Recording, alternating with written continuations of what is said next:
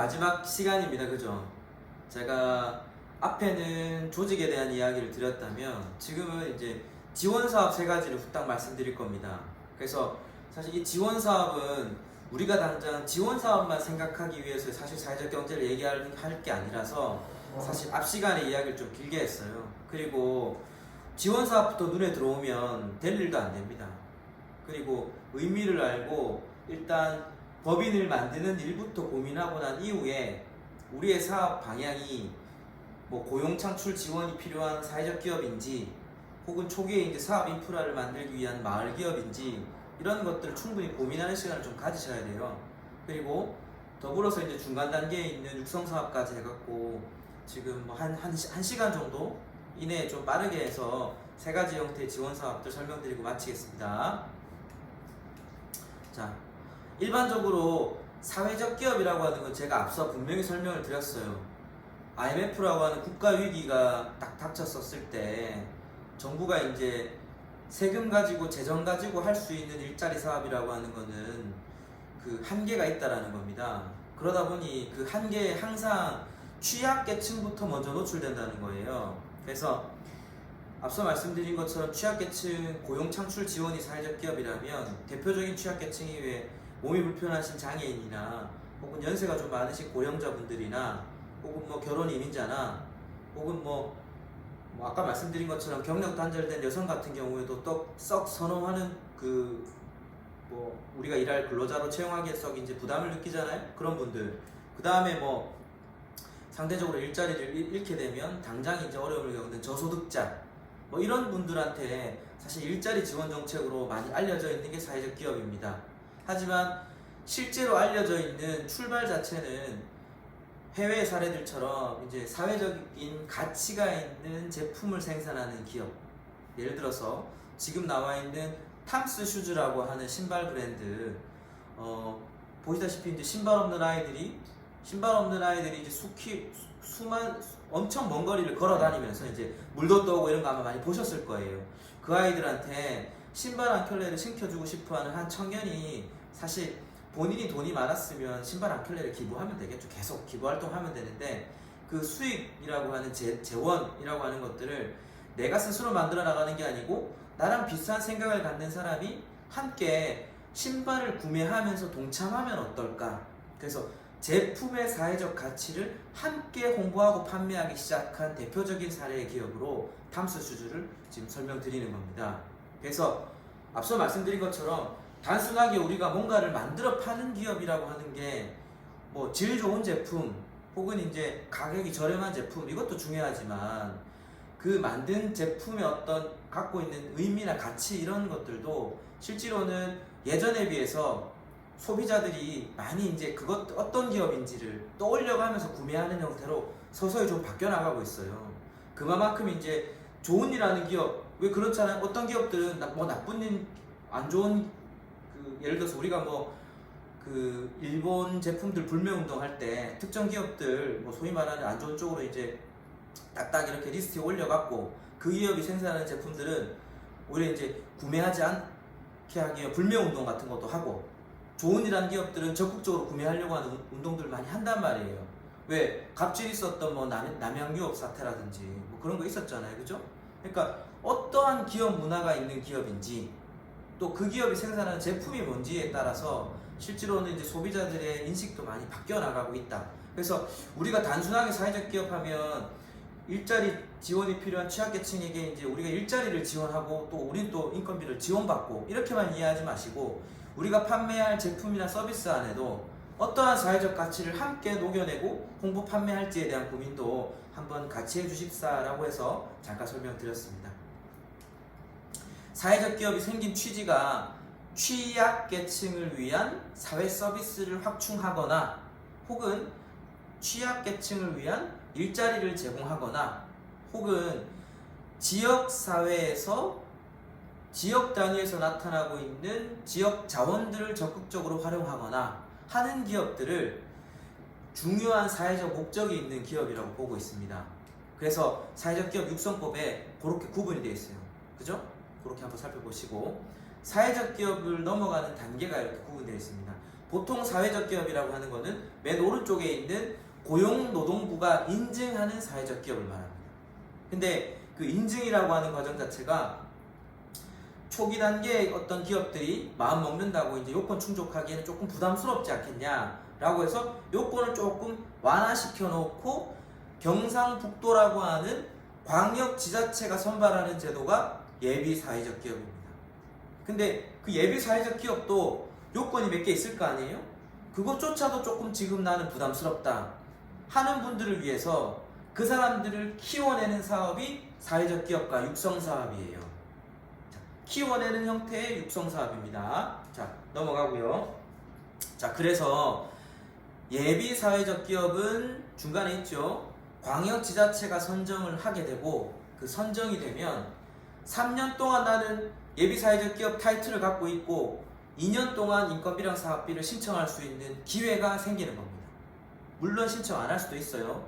하지만 신청할 수 있는 자격이 2번 2년간 생긴다는 거고, 인증 사회적 기업이 되면 3년 동안 인건비랑 사업비를 신청할 수 있는 기회와 자격이 생기는 거예요.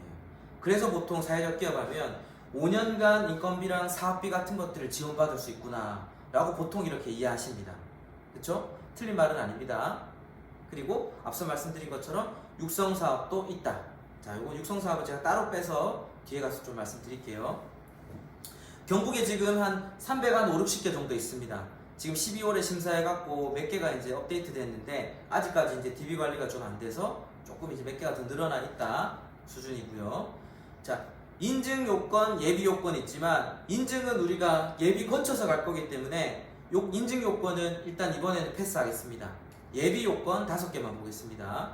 예비 요건 5개는 첫 번째는 법인이어야지만 한다라는 거예요. 우리 흔히 아는 우리가 지금 액션그룹을 비영리 단체로 조직한다, 비영리 민간단체 다 가능하지만 사회적 기업이 되기에는 부족합니다. 비영리 민간단체나 밑에 있는 예비만 지정 가능한 단체는 1년 이내에 법인화 해야 돼요. 그래서 사회적 기업 되려면 무조건 법인으로 들어가야 됩니다. 그래서 우리가 협동조합을 만들든 주식회사를 만들든 다 가능하다는 겁니다. 넘어가고요. 두 번째는 심사 볼 때 매출을 본다는 거예요.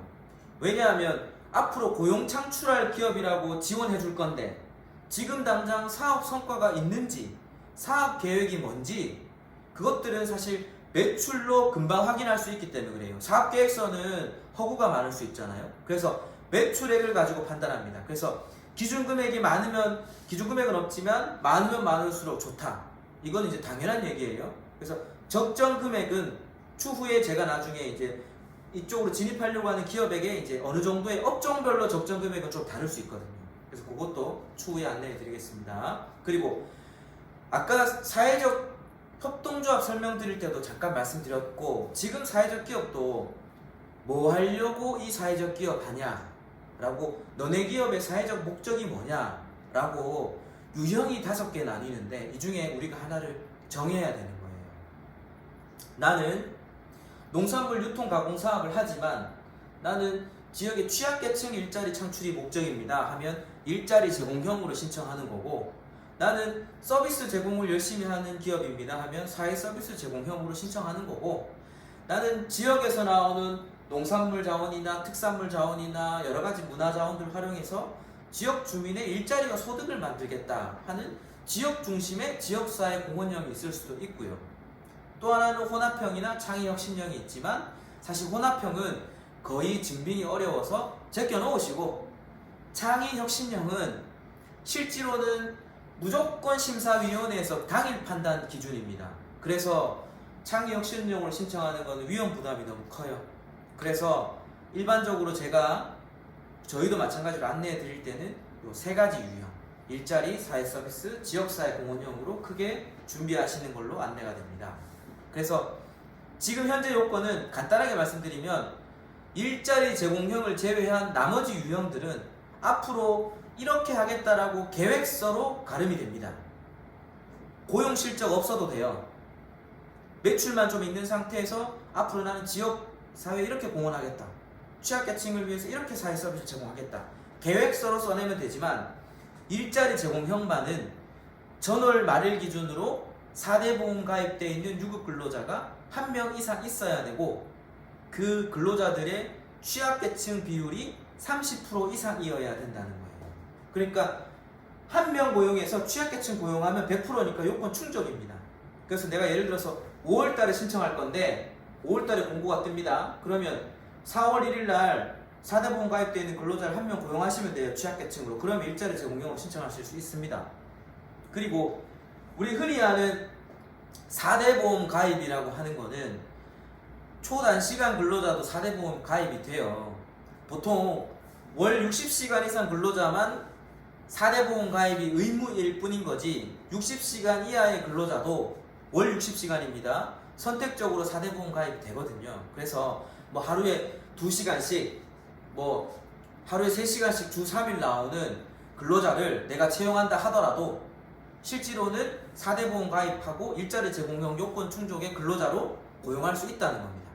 그리고 관로안에 나와 있는 것처럼 대표자나 그의 배우자나 부모 자녀 혹은 등기부등본상 이사나 감사로 되어 있는 사람들은 근로자로 아무리 4대 보험 가입되어 있다고 우겨도 안 됩니다. 넘어갈게요. 사회적 목적 실현, 제가 아까 말씀드린 것처럼 취약계층을 위해서 일자리를 늘려보겠다, 지역의 농산물 가지고 와서 무슨 가공사업을 확실히 해서 뭐 해보겠다, 이런 것들을 사업계획서로 쓰셔야 돼요. 그죠? 사업계획서 기준입니다. 그리고 우리 주식회사든 협동조합이든 설립 목적을 정관 안에 취약계층을 위해서 사회서비스 좋은 일자리를 제공하거나 메뉴에 있는 문구를 넣어 놓으셔야 돼요. 자, 요러면 세 번째 요건까지 충족이 된 겁니다. 그 다음에 여러가지 뭐 온라인 교육 듣고 뭐 4대 보험 잘 지키고 뭐 이런 거야 뭐 당연한 거죠. 최저임금, 뭐 근로기준법 잘 지켜라, 이건 뭐 당연한 얘기고. 자, 그러면 계속 반복해서 나오는 취약계층은 누구냐? 관로 안에 있는 내용으로 증명이 되는 사람이 취약계층입니다. 관로 안에 있는 내용으로. 자, 일반적으로 보면 만 55세 이상이면 다 취약계층이에요. 그죠? 특히 예천하면은 뭐 55세 이상이면 청년이라고 하시지만 많습니다. 그죠? 그 외에 지역에서 취약계층 고용이 그래도 조금 가능한 분들이 장애인이나 혹은 지역에 있는 결혼이민자, 그 외에는 요건이 좀 까다로워요. 자, 그 중에 고령자, 장애인, 결혼이민자, 이분들을 제가 뭔가 폄훼하려고 하는 게 아니고 그분들은 어쩔 수 없는 상황 때문에 특정 업종에는 조금 불리하신 분들이 수 있단 말이에요. 그러다 보니까 실제로 취약계층 고용을 늘리고 싶어도 업종 특성 때문에 어려울 수 있단 말이에요. 이 부분은 저소득자로 조금 해결이 가능합니다. 저소득자. 자, 볼게요. 저소득자는 우리나라 가구 평균 소득을 기준으로 해서 저소득자를 구분해 놓고 있어요. 그러니까 우리나라가 보면은 제일 잘 사는 가구 1등 가구부터 제일 못 사는 100등 가구까지 구분을 쭉 해놓았습니다. 1등부터 100등까지. 이 상태에서 하위 60% 가구를 다 저소득층 가구로 봐요. 엄밀히 말하면 딱 정중간이라고 보는 50%보다는 10% 더 위에까지 저소득자예요. 일반적인 뭐 기초생활 수급자나 차상위 계층보다 훨씬 더 기준금액이 높다는 겁니다. 그래서 주위에 꽤 있을 수 있어요. 자, 예를 한번 들어서 3인 가구를 한번 보면 60% 기준금액이 315만원입니다. 자, 주변에 보면 결혼했는데 외벌이 하는 가정이 있어요. 결혼했는데 외벌이 하는, 아빠 혼자 돈 벌고 아빠 엄마 애가 하나 있어요. 자녀. 이러면 3인 가구잖아요. 315만원 이하로 벌면 저소득자라는 거예요. 그러니까 아마 지역에 보면 경상북도의 평균 임금 수준이 사실 높지 않습니다. 그죠? 그래서 주변에 요 기준 금액 이하이신 분들을 일하는 사람을 뽑든 일 안 하던 배우자나 자녀를 채용하든 다 저소득자로 분류되어 있습니다. 그래서 이분들은 우리가 아까 앞서 말씀드린 몸이 불편하신 분이나 결혼 이민자나 혹은 이제 고령자에 비해서는 조금 더 이제 그 업무 영역이 조금 더 이제 확대될 수 있으니까 이 부분들을 이제 참고해 보실 수 있어요. 건강보험료 납부액으로 확인합니다. 6개월치 평균 금액으로. 요거는 나중에 이제 제가 실제 진입하실 분들이 있으시면 도와드릴 거고요. 분류하는 것들.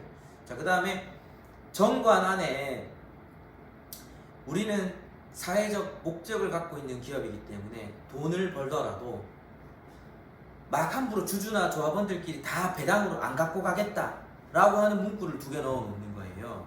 뭐냐 하면 배당이 가능한 기업이라면 배분 가능한 이윤의 3분의 1을 배당할 때는 사회적 목적을 위해서 써야 된다는 거예요.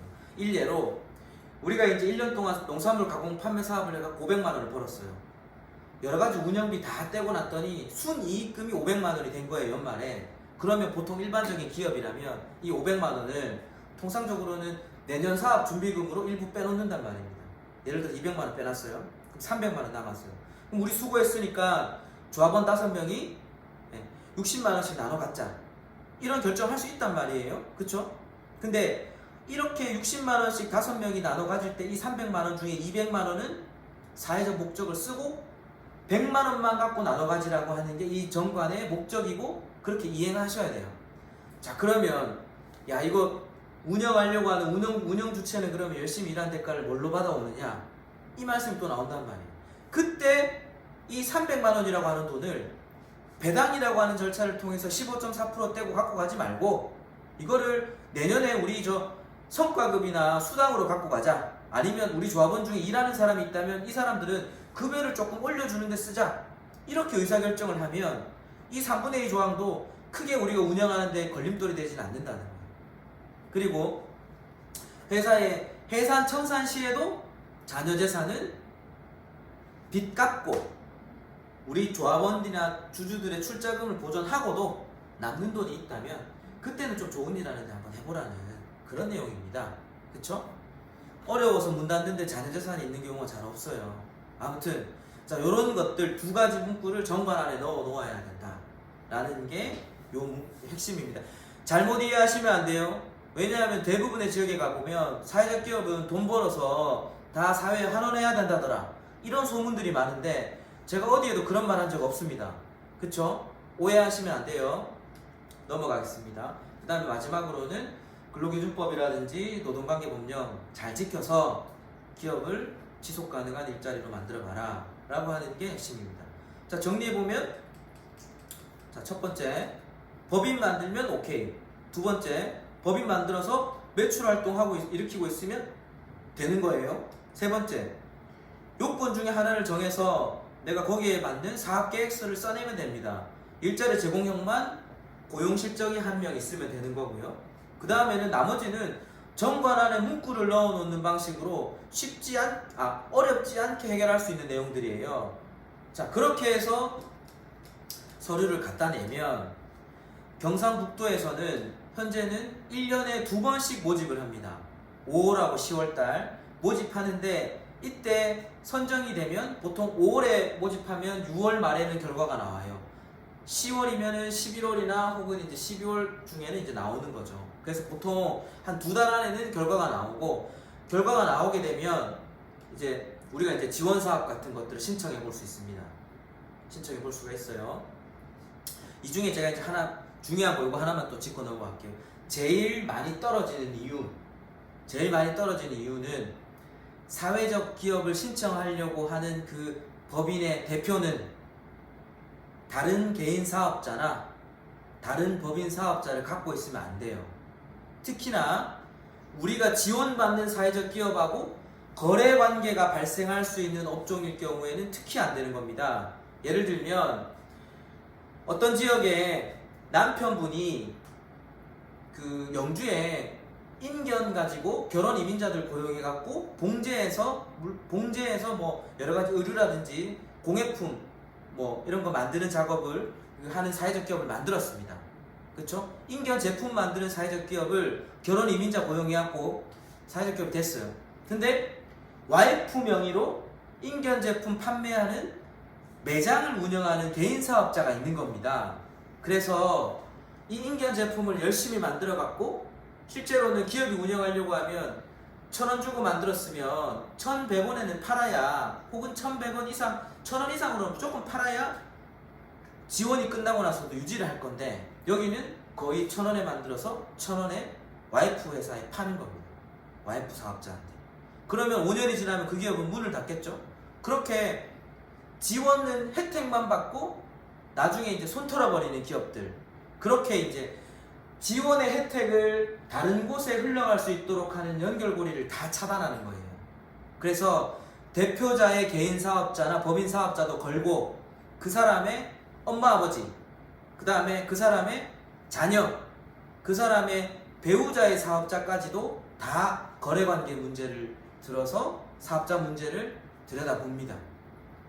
보통 내 안 되면 내 남편 혹은 내 와이프 이름으로 돌려놓는 것도 막으려고 하는 거예요. 그거 하나 걸리시는 게 있고, 또 하나는 내가 사회적 기업으로 신청하려고 하는 그 사업장에 다른 사업자랑 막 섞어서 쓰고 있으면 안 돼요. 거기에 뭐 우리가 내가 만든 농산물 가공 사업하는 사업장인데 파티션 몇 개 쳐놓고 여기에 보니까 뭐 부동산 사업하는 데도 있고 이러면 사업장이 혼재되어 있어서 지원된 이후에 근로자 관리도 어렵고 혜택이 딴 데 갈 수도 있다라는 것 때문에 무조건 사업장은 독립되어 있어야 되고 다른 지번으로 분리되어 있어야 됩니다.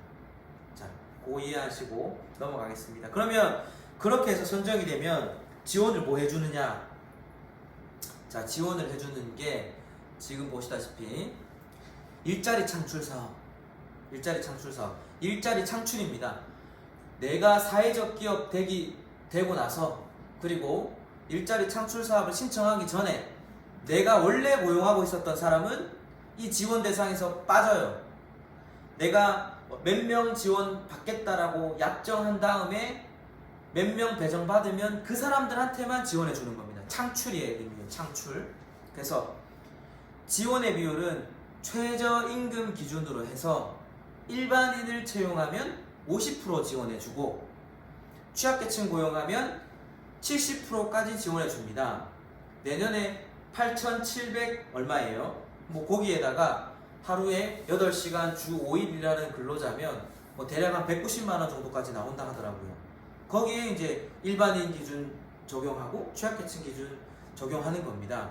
그렇게 해서 예비일 때 2년, 인증일 때 3년 지원해 줍니다.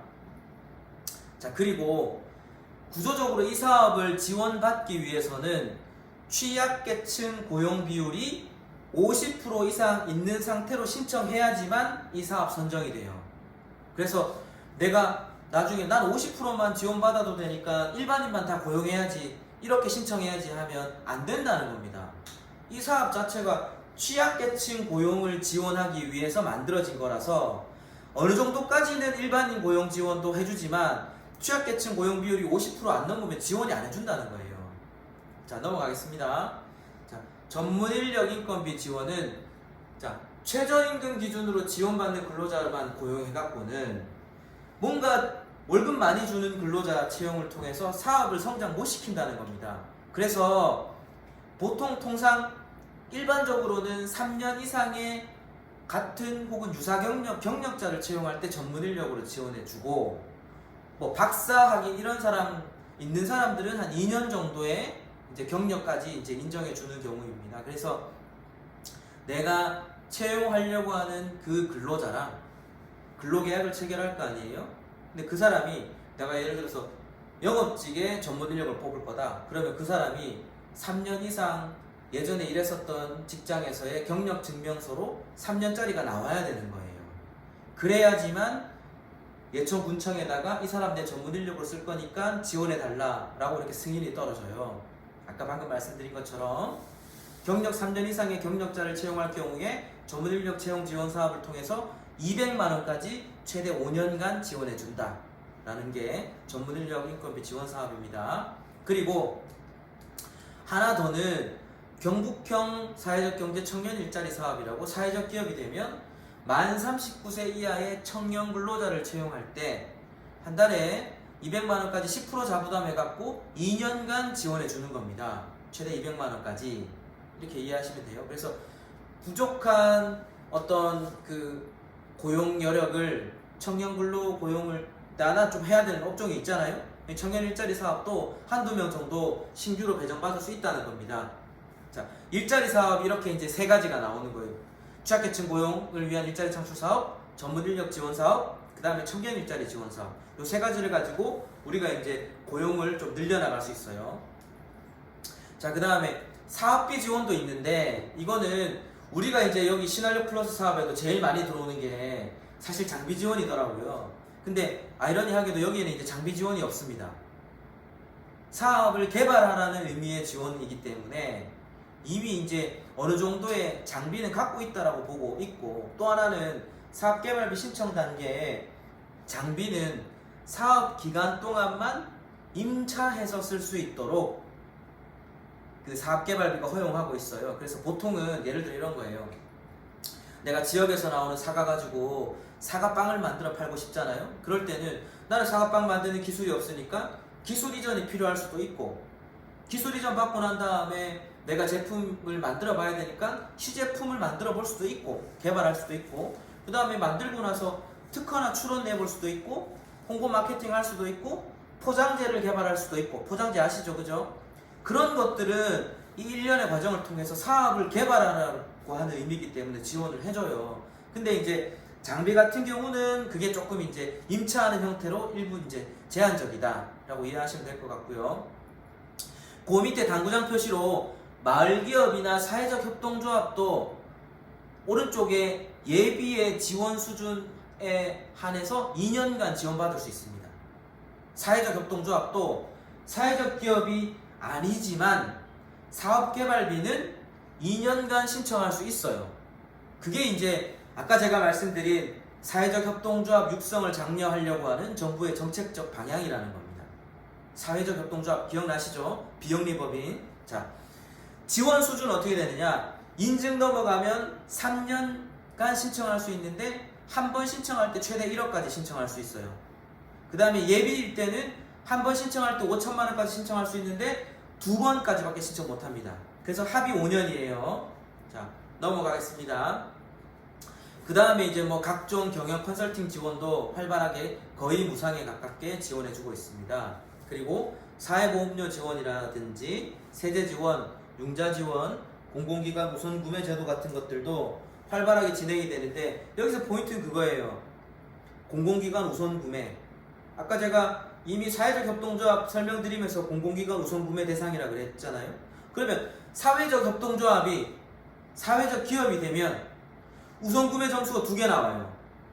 그러면 솔직히 관공서나 공공기관하고 영업할 때 이게 제일 유리합니다. 지금 현재 우리나라에서 조달이라든지 입찰 들어가려고 할 때, 입찰은 물론 가격 입찰일 때도 일부 유리하긴 하지만 뭐 한계가 있고, 하지만 수의계약 범위도 아까 앞서 말씀드린 사회적 협동조합도 마찬가지로, 사회적 기업도 마찬가지고, 수의계약 범위가 취약계층 고용이 넉 달 이상 있으면 5천만 원까지 현재는 수의계약 할 수 있습니다. 우리끼리 이제 이렇게 협의해갖고 우리를 사업자로 선정받을 수 있다는 거예요. 그리고 지금 현재 이제 사회적 경제 기본법이 7월달에 올라가서 지금 아마 이제 지금 여러 가지 이제 정부가 많이 시끌시끌하지만 아마 조금 이제 잦아드는 시점에 이 법안도 통과될 가능성이 많습니다. 그 안에 제일 중요하게 들어가 있는 게 판로 지원입니다. 사회적 경제 쪽에. 그래서 아마 수의계약이라든지 우선구매 비율을 확대해 나가는 방향으로 갈 거예요. 그래서 우리가 이 우선구매 제도를 적극적으로 활용할 수 있는 아이템으로, 내가 사회적 기업 된다면 단순하게 뭐 인건비 지원 받아야지, 이거는 결국 몇 년 지나고 나면 끝입니다. 그러니까 시장을 확대해 나가서 안정적으로 이제 내 시장을 만드는 게 중요한 거예요. 자, 아무튼 그렇게 이제 이해하시면 좋겠습니다. 자, 여러 가지 사례들은 사실 우리의 이제 맞춤형 사례로는 조금 한계가 있기 때문에 사례들은 사실 좀 넘어가겠습니다. 어차피 지금 이제 마을기업이나 육성사업의 어떤 그 실체적인 지원 요건이나 방향을 설명하는 게 조금 더 맞을 것 같아요. 잠시 파일 좀 바꾸겠습니다.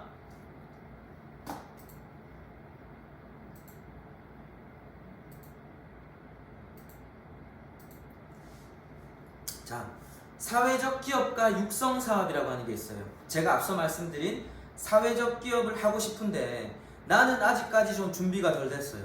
그리고 아이템은 있는데 이 아이템도 아직까지는 뭔가 개발이 더 필요한 겁니다. 그럴 때 우리 팀을 한번 좀 육성해 달라고 하는 게 사회적 기업과 육성 사업이에요. 자, 중요한 거, 제가 전에 사업계획서 설명할 때도 계속 반복적으로 말씀드렸습니다. 사회적 기업, 이것도 육성 사업이라고 하는 것도 경쟁 공모하는 형태예요. 그죠? 다른 팀보다 내가 더 우위에 있는, 소위 말하는 그 출제자가 뭐를 원하는지를 알고 신청해야 된다는 겁니다. 사업계획서를. 근데 사회적 기업이 근본적인 취지가 뭐였어요? 사회적 기업이 뭐라 그랬습니까? 제가 취약계층 일자리 창출이 제일 먼저라 그랬습니다. 그죠? 근데 그거는 궁극적으로 나오는 기대 효과이면서 결과이고 방향성이긴 하지만, 그거 외에 이거는 사회적 기업가라고 하는 사람을 키우기 때문에 그 사람의 마인드 같은 것들을 보는 거예요. 왜 그 사람이 그 사업을 지역에서 하려고 하는지를 관심 있게 봅니다. 자, 그 사람이 그 사업을 왜 하려고 하는지, 그 사람이 어떠한 문제를 해결하는데 관심이 있는지, 그 지역에서 그 사람이 주목하는 문제가 뭔지를 소셜 미션이라는 이름으로 사업계획서 안에 제일 중요한 가치로 이제 쓰도록 되어 있습니다. 아까 제가 말씀드린 우리 지역에 뭔가 이제 지역 간의 아이들을 위한 교육 간의 뭔가 불균형 문제, 난 거기에 관심 있어. 아니면 우리 지역에 질 좋은 농산물이 생산되지만 제대로 이제 제값받고 판매되는 유통 시스템에 문제가 있어. 그럼 난 유통사업 한번 해볼게. 할 수도 있고, 어떤 농산물은 우리나라에서 제일 손꼽히는 질 좋은 농산물인데 아직까지 제대로 이제 알려지기에는 다양한 제품군이 부족해. 그럼 나는 다양하게 이제 색다르게 한번 만들어 볼 거야. 그렇게 해서 우리를 한번 알려보겠다. 이것도 나는 내가 관심을 갖고 있는 문제. 중요한 건 뭐냐? 내가 관심을 갖는 분야라고 하는 게 중요한 거예요. 그게 사회 문제로의 구체적으로 공감대가 형성되면 더 좋은 거겠지만, 일단 나의 경험과 나의 경력과 나의 어떤 현재에 처해져 있는 상황 안에서 내가 관심을 갖는 것들이 공감이 돼야 되는 게 제일 중요한 겁니다. 주목하는 사회 문제. 문제라고 해서 그때도 제가 말씀드렸지만, 국가가 정책적으로 해결해야 되는 문제를 내가 해결하겠다 라고 접근하면 땡입니다. 떨어져요. 그리고 언젠가 국가가 정책적으로 대체될 가능성이 있는 영역도 선정 가능성이 낮습니다. 그러니까 너무 광범위한 문제 설정도 하지 말고, 너무 지역적으로 나만 관심 있어 하는 영역도 이제 문제 설정으로는 한계가 있다라는 겁니다. 조금은 확대해서 내가 살고 있는 우리 마을이나 약간의 지자체까지만 조금 확대하셔도 얼마든지 이제 공감대가 형성되고 주목하는 사회 문제로 봐줍니다. 자, 그걸 해결하기 위해서 나는 가공을 바꿔보고 제품을 색다르게 만들어보고, 그 다음에 뭐 유통 과정을 바꿔본다든지 뭐 이런 것들을 나의 수익 사업으로 풀어내는 방식으로 사업계획서를 쓰면 되는 거예요. 이 두 가지가 결합되어 있습니다. 그래서 궁극적인 그 기대 효과는 일자리, 취약계층 일자리 쪽으로 이어져야 되지만, 어떤 문제 해결이 이루어지는 사업 모델을 만드셔야 된다라는 게 핵심입니다.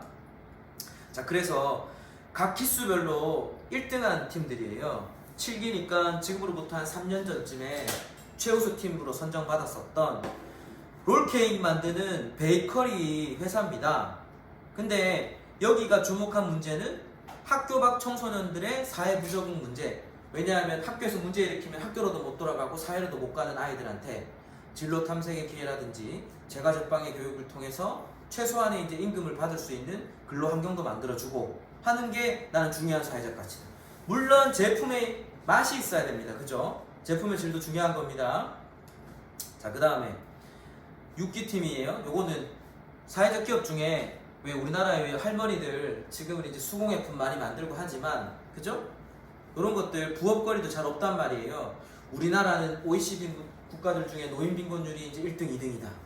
그리고 경상북도는 특별히 더 고령화되어 있는데 이 어르신들의 한 2, 30만 원 정도의 어떤 수익 활동에 대해서 너무 목말라 있는데 여기를 대체할 수 있는 게 너무 없더라. 그래서 2016년도 팀인데 얘네들은 이제 크라우드 펀딩이라고 하는 걸 통해서 할머니들을 위한 여러 가지 수익 활동, 빈곤 문제 해결을 가치로 내세워서 여러 가지 제품 판매해서 이제 그쪽으로 이제 유통시키는 사업 모델이었었어요. 이것도 활발하게 어느 정도 성과를 내서 지금도 활발하게 하고 있고요.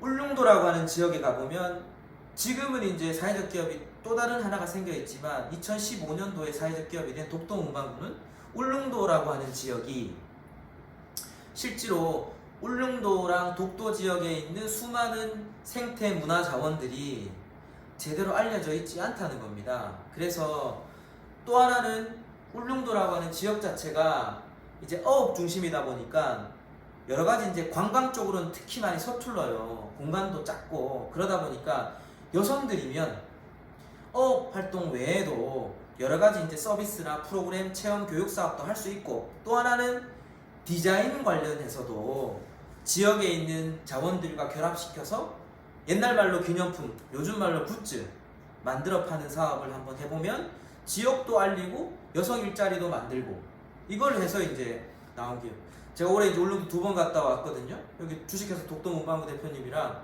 뭐 사회적 협동조합 만드는 논의도 좀 하고 왔는데 울릉도에 가면 큰 항이 있어요. 포항으로 가면 이제 저동항이라고 저동항, 도동항 이렇게 몇 개 항이 있는데 거기 가면 지금은 저동항으로 옮겼는데 막 이렇게 기념품들 막 사려고 사람들 막 모여 있는 데가 있어요.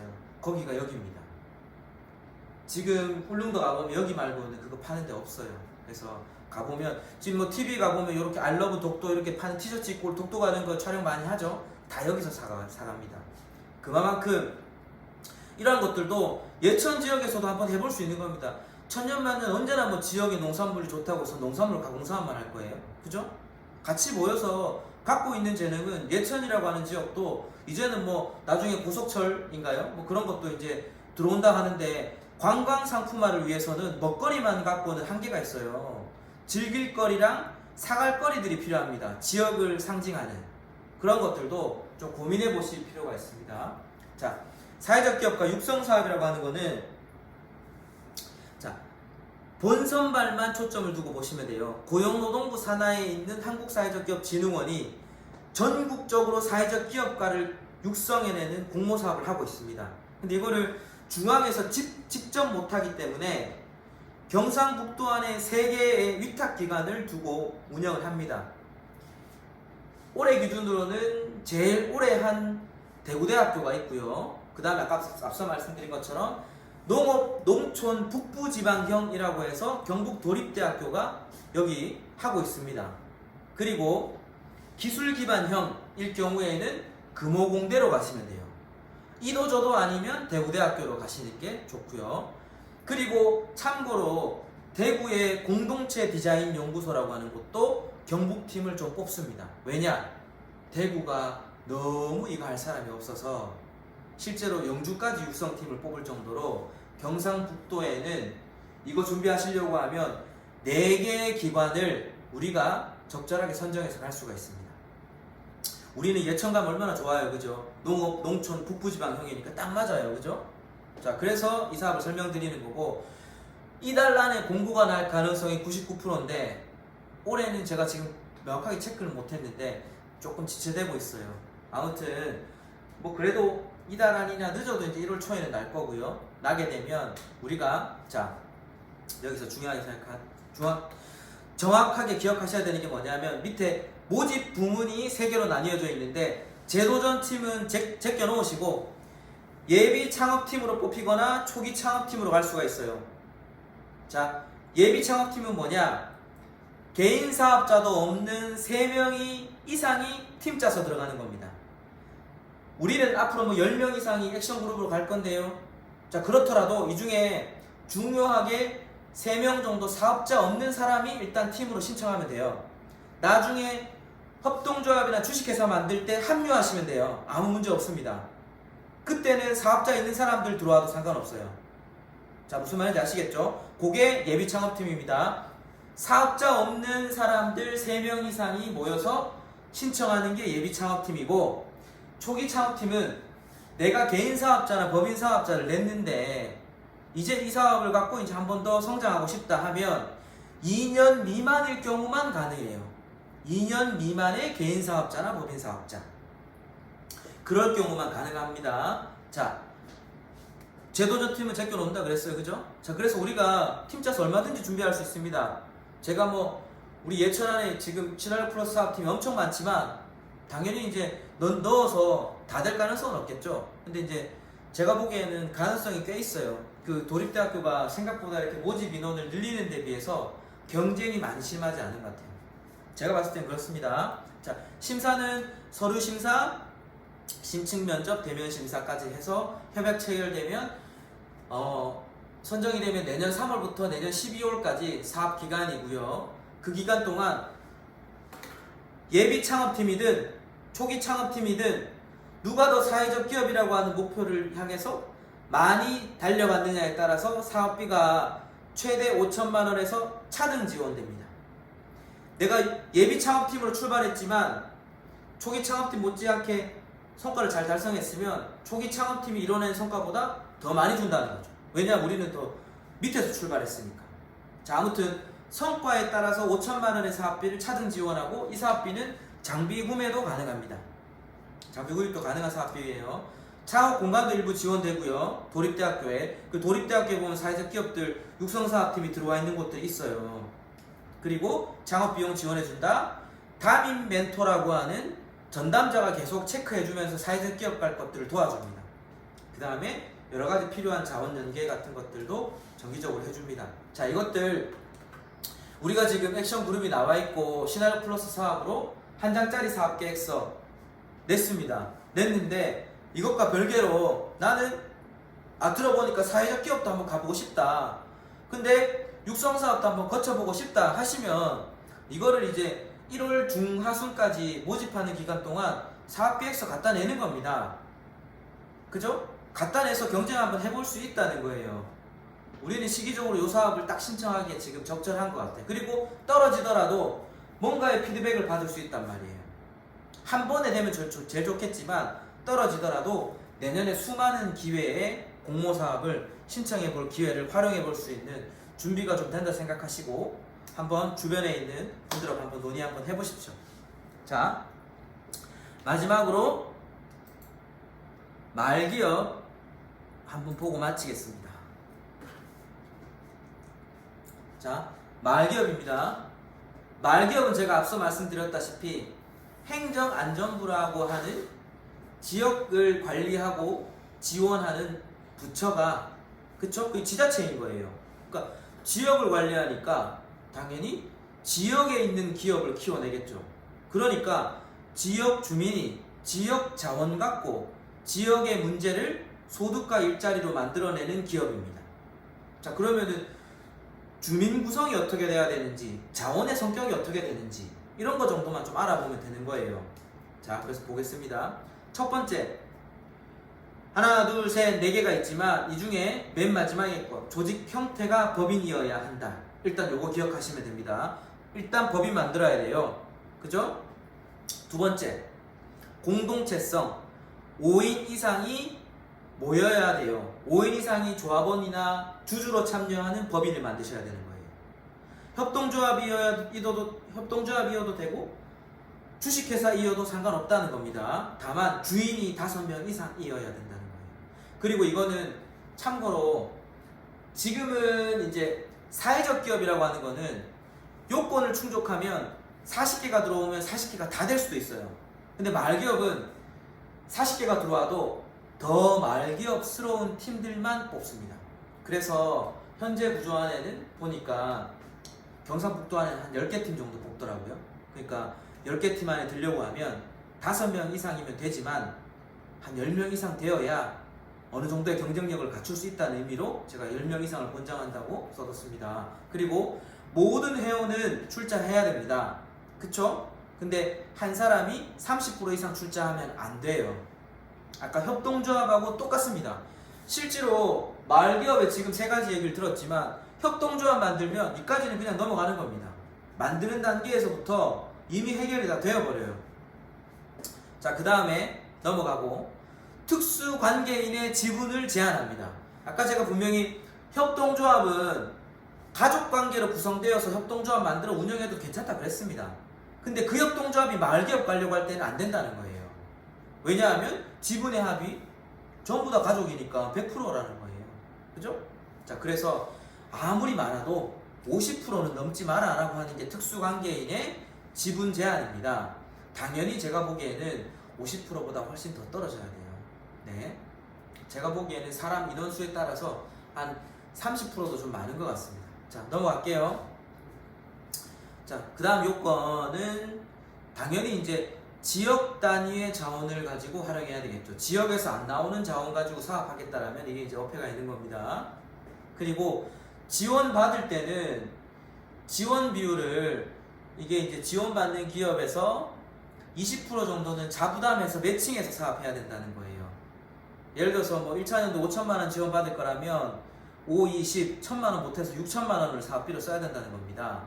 자, 넘어가고요. 그 다음에 지역성 또 있네요. 말기업 출자자의 70% 이상이 지역 주민이어야 된다.